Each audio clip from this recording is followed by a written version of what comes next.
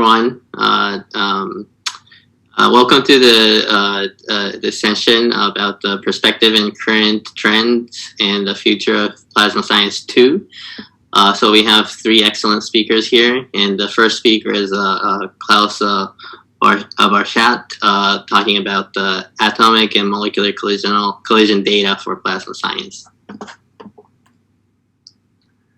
Yeah, good morning, good day, good evening, whatever it might be for you, to everybody.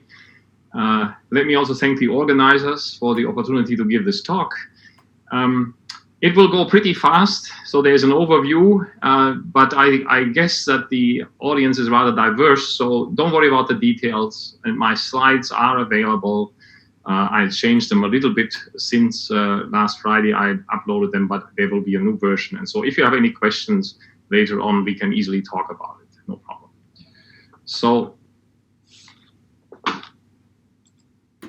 let me start with acknowledgements. First one, Oleg Zazarini, who has been in my group for nearly 20 years now, he has produced a lot of high quality data with this B-spline R matrix or BSR code. I will say a little bit about it. Catherine Hamilton is our current postdoc on this project, and she's doing excellent jobs working both with BSR and also maintaining it on an atomic molecular physics gateway that I will mention. And then, of course, there's Phil Burke, who unfortunately passed away now just over a year ago. And Phil really was responsible for developing the R matrix method in atomic physics, and he taught me personally a lot. And of course, we can't do it without money, so we get money from the NSF on various projects as well as supercomputer time. So some relevant points of this talk are summarized here. It's a perspective that Mark Kushner and myself wrote a couple of years ago. And one of the examples there that we showed was this diode pump alkali laser business, in this case for cesium. And so sort of the idea is like, say, you don't have a good laser, you want to make a better one, and then you want to model this. And so in our case, we provided the data for Mark for cesium in particular, but as you can see, there's a lot more that the modelers need. Not just the cesium, but also there's all this other stuff there, even molecules, you know, something terrible for somebody like me, molecular ions and things like that. But in this particular case, the data for cesium were very important, and you need a lot. So very quickly, many of you might have seen these transparencies before. Yes, we do need data. That's very clear in various plasmas, as well as astrophysics. You can get them through experiment, of course, and you should, but it's expensive. They are often limited in some way. Absolute values are difficult to get if you listen to Michael Allen's talk. And so the alternative is you do calculations. They get cheaper by the minute. There are many, many methods available. I will mention them briefly, some of them, not all. Often we have problems in particular energy ranges, unfortunately, just where it counts. Some people just guess the cross sections, and some claim they can do it better than anybody can calculate or measure them. Sometimes the results are obviously wrong. Even more often, they're inconsistent. Who is right is not so clear. Why? And then, of course, for complete data sets, at the end of the day, theory is really often the only game in town. So what are the methods? Just let me mention a couple of you. There is many, many around. And so you have to decide which one is for you. There's not one that can do everything. So what is their predictive power, for example? Are they semi-empirical? How much do you put in from experiment? And the answer depends on many aspects. Of course, you know, what transitions do you need? Do you need elastic, momentum transfer, excitation? Can you lump? What is your target? Can you beg somebody to do it for you or pay? What accuracy can you live with, and so on. So it's a lot of things to look at. So I'll give you a couple of examples. There are special purpose methods around that can be quite good if you are happy with just a few processes. Then there are these Born type methods, which are based on perturbation theory. Then there's time-independent close coupling. This is what I will talk about more or briefly. It's an expansion. Again, there's all these acronyms, no need to remember them all. But the point is that not so simple to come up with an with altogether an internally consistent set of results, and you have this expansion that is easy to write down but not so easy to actually work out. And then there are time-dependent and other direct methods. Time-dependent close coupling, exterior complex scaling, they right away go for the Schrödinger equation. It's very, very expensive. And in the moment, it's only possible for sort of quasi 1 and 2 electron systems. How do we do ionization? Well, this is, again, an issue. There are various ways to do this, a simple way and a not so simple way.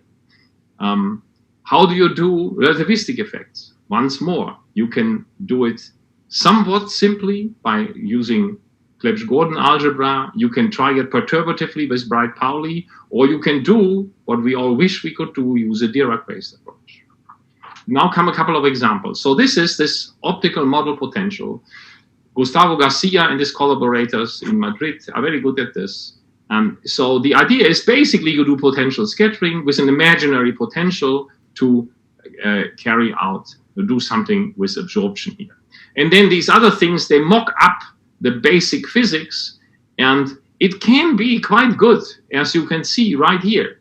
So the calculation that they did are these blue circles. And in fact, if you do a close coupling calculation, you better be sure that you get the polarization correctly. If you're not careful, you actually cannot beat something like this. So it's quite impressive. Again, Bob McEachran, Al Stauffer did phenomenal calculations on very low energy elastic scattering on noble gases. Here's an example for argon. And I mean, basically, their calculation agrees exactly with the recommended data, mostly from experiment. You can do, then came Yankee Kim along, again, very practical. He said, well, let's just do the simplest possible thing, do a Born calculation. And we know at high energy that the optical oscillator strength, therefore it only works for optically allowed transitions, is related to the cross-section. So all you have to do is rescaling to make sure the high end is right. The problem is Born is also known to do something wrong with the maximum, so you shift it, and Yankee became a hero for many, many people. Unfortunately, he also died in a tragic car accident. It must be 10 years ago by now. Don Madison was a pioneer, really, of distorted wave type calculations. So once again, you have to do sort of potential scattering in several channels this time. You put in some physics with this polarization and absorption potentials. But of course, the results become dependent on the wave functions that you use and the potentials. And this can be problematic because it's difficult to estimate purely by theoretical arguments how accurate your data might be. Of course, there's experiments around, but you never know, and I'll mention a little bit about that later on. Now, Arati Dasgupta at the Naval Research Lab uses a code, and others as well, where they do a proper unitarization so you don't get a disaster at a very low energy near threshold.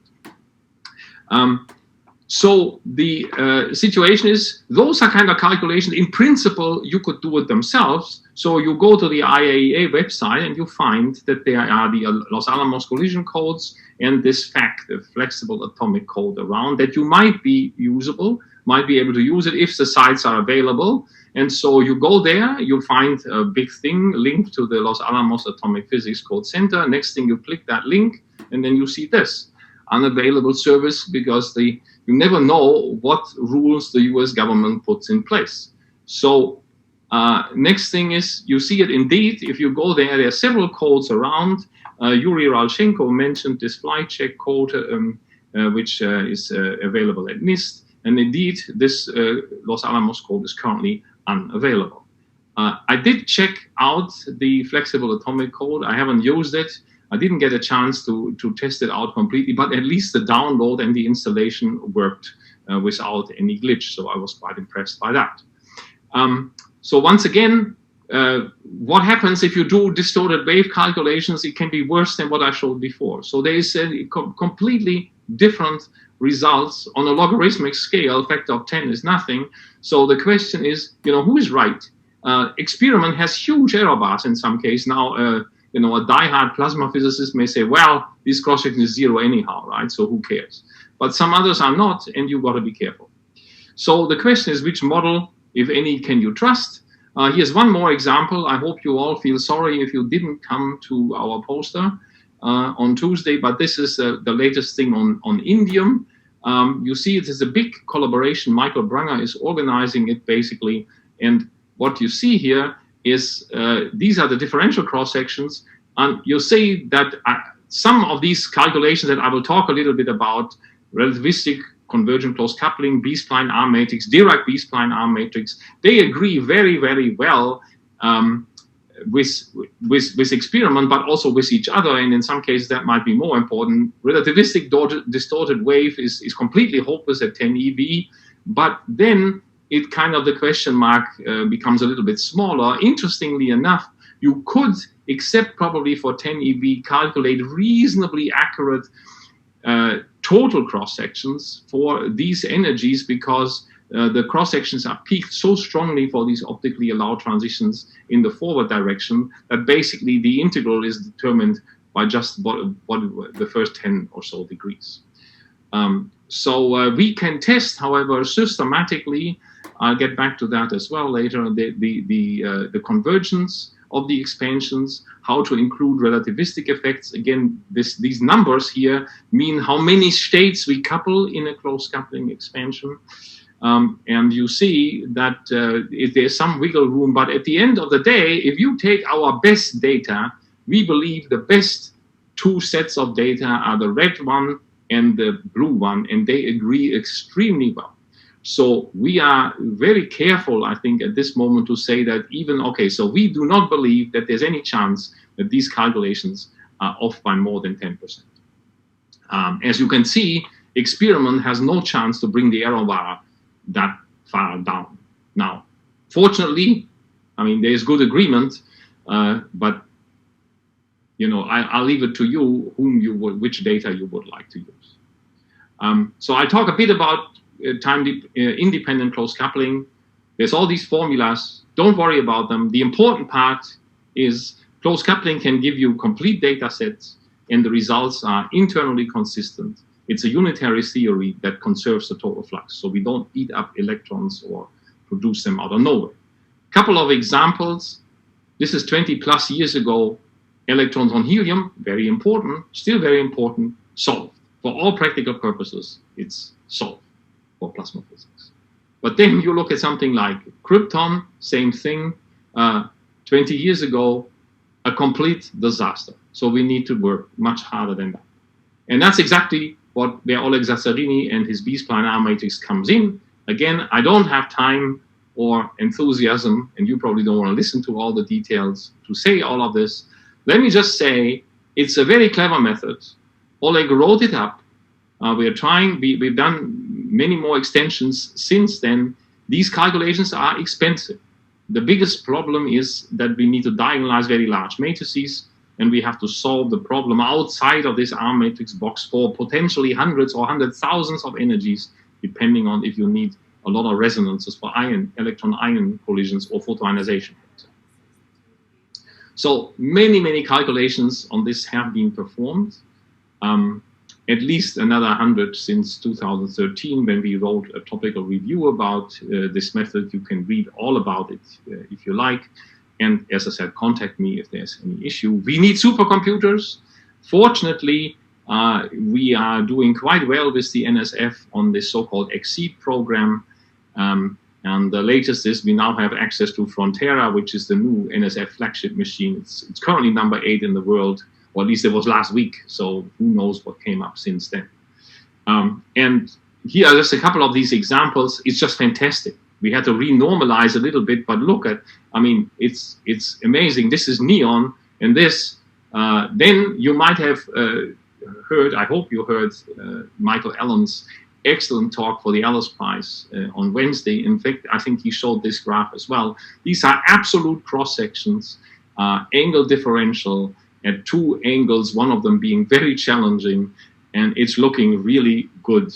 This is the neon about 10 years ago. And then also look at this krypton disaster that I just showed. And now it is essentially, again, this BSR method can solve this problem. It's in this case, it's at low energy, so it maps up all the nice resonances in the metastable production.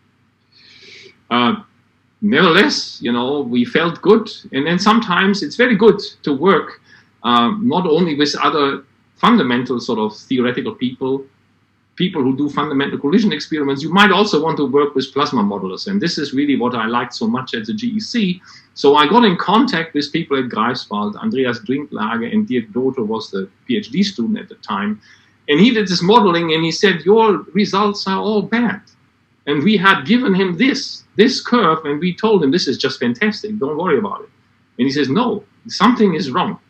And it turned out that he was right. Something is wrong because we had forgotten to couple to the continuum, although in principle, this would have been transitions where one would not have expected them. I did not learn that in my classes on collision theory. And so since then, we have shown that this is very important.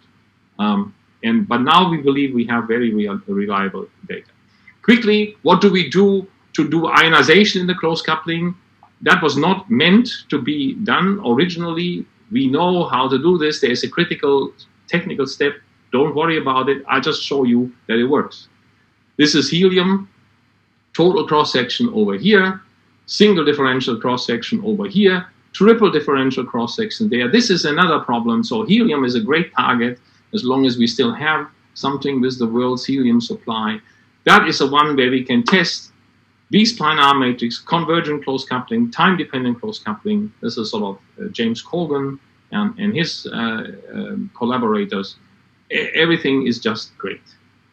But this is helium. If you go to argon, life is different. It's a long story. I don't have time to tell it. Let me just say that there is no method that I'm aware of that can get anywhere near the experimental cross-section here, which has been done for all angles differentially, so they produce it as a 3D curve.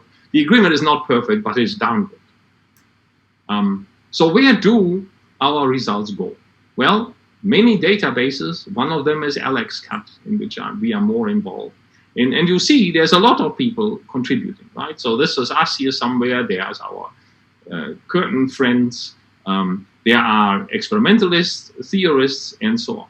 Right? So lots of people involved. And now you look at, well, does anybody care about what we do? And it looks like it. So I don't know exactly the date when this was done, but it has now grown to nearly 10,000 for the total cross-sections, and we only have a couple of systems. Even differential cross-sections become more and more popular, but not as fast as total cross-sections. Now, the interesting thing is that data collections by, GEC giants like Art Phelps now and others, they have reached about 30,000 downloads. But of course, they have actually a larger variety of data. But I would point out that ours is fully ab initio and is based on quantum mechanics. So the question indeed is, how good are these data? And this question, of course, is not just for theory. PhysRev-A now forces theorists to give an error estimate, uncertainty estimate, even if there's no, you can't just publish a curve. You have to say something about it. And so we wrote this topical review a couple of years ago now. Just to give you some idea of what has been done, we have oscillator strengths for noble gases. So we give energy levels and see what is important, right? Oscillator strengths. In xenon is a tough system. It was interesting. I saw a comment on Pascal Chabert's talk this morning. Somebody said, well, xenon has been well studied with energy levels and oscillator strengths. Well, that's true, but it's a very tough system. In fact, that is what Castal also said. And the studies are not as good as you might think. And then the person actually asked about iodine. We also did iodine. But just to give you an idea about structure work, right? So we have 19,000 transitions for argon that we have in some kind of database that you can get if you want. let me talk about some other systems. Say, again, one that was solved basically 15 years ago. Beryllium plus, electron beryllium plus. That's a one electron problem, effectively, right? Beryllium is like helium, except for the fact that it's pretty poisonous, so you don't want to kill your graduate students in the experiment doing that, right? And your university may not let you do this. The point is, we now know how to solve this problem because everybody gets the same answer, and so it's finally possible to give, electron impact excitation, ionization cross sections for such a system. So this is 2019 in atomic data and nuclear data tables. Yuri Ralchenko coordinated that problem, and you see this is it, right? So fantastic agreement between BSR and CCC. One can fit them so that the plasma people can use them nicely. No problem whether it's the previous one was spin forbidden, this one is electron momentum forbidden. You see, everything is under control. Now you go and say, well, what about more complex systems? Well, iron. Iron is important for astrophysics, of course, and it is a mess. It is unbelievable how many energy levels there are. NIST has many energy levels, and so to do this is very, very tricky. So again, excitation energies, we need both iron plus and iron, because photoionization means you ionize iron from an initial state, neutral ion, and then you have iron plus. And then you get a mess like this. That's why I said you might have to do 100,000 energies, and then you do an integration, and the individual resonance is not important, right? It doesn't matter how high this thing is, but by the time you do an integral, some effect is left. Absolutely no doubt. So, hello? For some reason, it doesn't want to do this. Okay. Again, many, many data, but it gets worse. It gets worse because the astrophysicists then come and say, well, we really would like to have this fine structure resolved. So again, how do you do that? The calculations would be better if we did at least Bright-Pauli rather than recoupling. If you do Dirac, it's not advisable yet. It's just would be too complex. Right? And the astrophysicists are not alone. Again, Pascal talked about electric propulsion devices. So we started a collaboration with Jiming Zhu's group at Harbin Institute of Technology in China. And we actually did xenon. So we gave them energy levels and oscillator strengths and collision cross-sections. And then we made a collisional radiative model that was published. So if you're interested, take a look. Right? What about a really complex system? I went to an IAEA meeting, and somebody from the ITER project said, well, the three most important elements for us to use are, and he said tungsten, tungsten, and tungsten, right? That's what they want, right? Because tungsten is somewhere in the diverters or wherever. And so these are, right now, you see the very best results that we have for tungsten. Just take a good look, because what you see is absolutely nothing, right? And that is because there will be a lot of work required before reliable calculations can be carried out for such a problem. And collaborations in co-development and maintenance seem very highly advisable, and that is exactly this AMP Gateway project that Jimena Gorfinkiel also mentioned in her talk a little bit. This is the website to look at, but the important part is that it contains indeed codes, the complex codes that are of interest for the GEC community. So especially BSR, CCC, and then also this UK RMOL plus, and to some extent maybe is E-poly SCAP. So this is for electron molecule collisions, electron atoms, electron ions. And so the idea of the whole thing is to make it available so that people who are not experts in collision theory or application of these codes can do it. And this is where Catherine Hamilton, for example, came up with a lot of test runs, documentations, run scripts on various machines. Just to compile these codes is by no means trivial. And so the idea is to make them available on several machines where they have already been compiled. We have, in fact, 6 minutes class. Yeah, thank you. This is, don't worry about this post. I just want to point out that we do have a grant in sort of sustainable infrastructure, on cyber infrastructure This is for the C4. So the NSF realized that we better keep a code like BSR alive, and we are trying to get more money for this gateway as well. So hopefully we can organize even a GEC session on this gateway, because I think it will be quite interesting for people in this community. Now, machine learning. I was asked to say something about it, and I have to start with a disclaimer. I'm not an expert on this.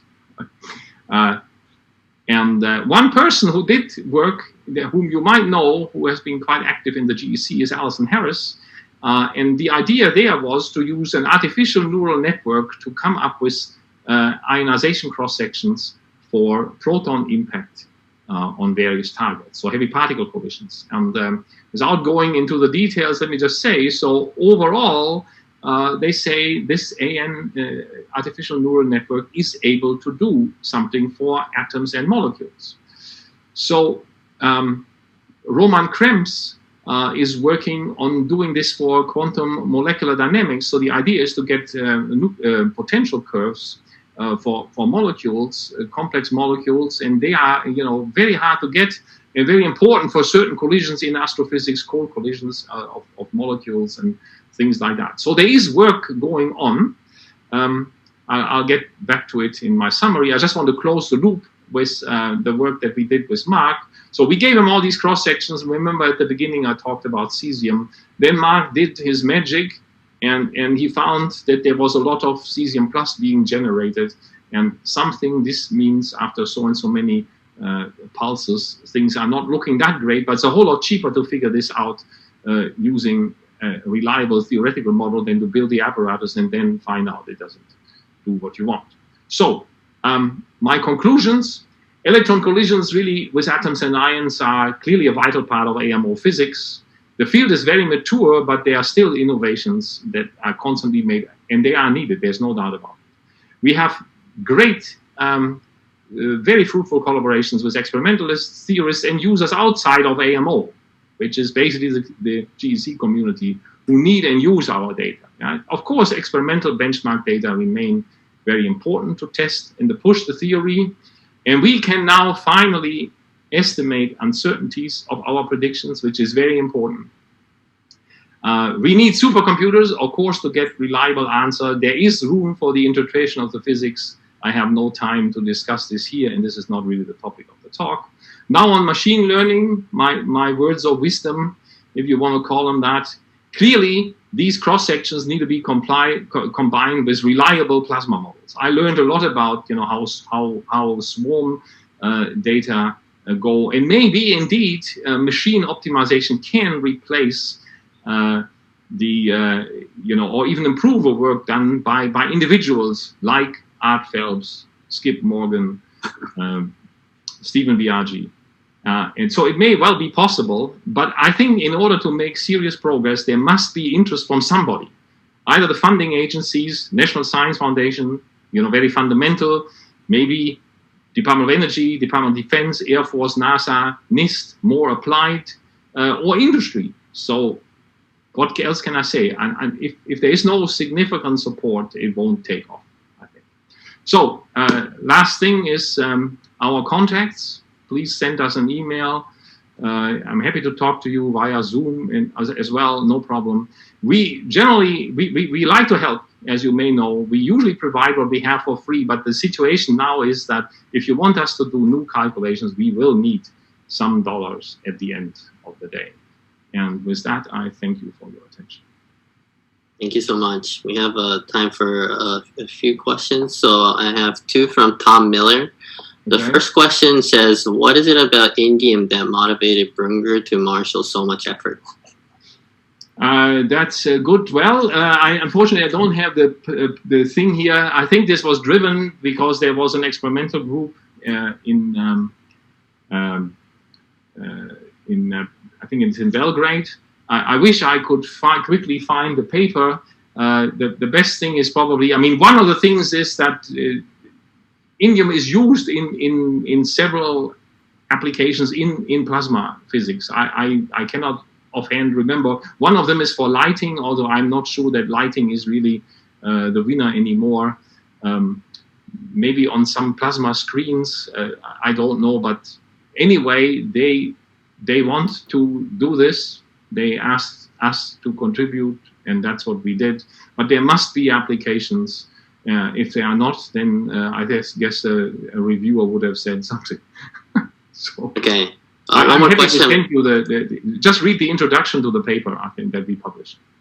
One more question from Tom Miller is, Stauffer said in a talk that it's no more difficult to use the Dirac equation as the Schrödinger equation. Why doesn't everyone use the Dirac equation? I asked you this years ago, but forgot the answer. Yeah, well, the situation is he's talking about, single channel scattering.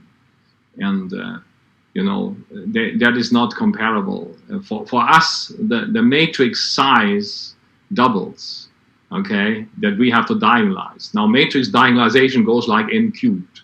So if we do a relativistic calculation, not only do we have more states, I mean, that's the other thing, the states go up. So the factor is I mean, we are not even talking in order of magnitude. We are talking 2 orders of magnitude, right? So that's why, the first thing you want to do is take an LS calculation and try it with recoupling, because you don't have to do anything else but other than running 6Js and 9J symbol routines, right? Then you do Bright-Pauli, and then you do Dirac. And I can guarantee you for in close coupling, there is a huge difference between doing Schrödinger equation and Dirac. It's just a difference between talking 1 or 2 channels, or whether you have a matrix of 100,000 that you can still diagonalize, or 1,000,000 which you can't. That's great. Thank you so much for answering, and thank you so much for the excellent talk.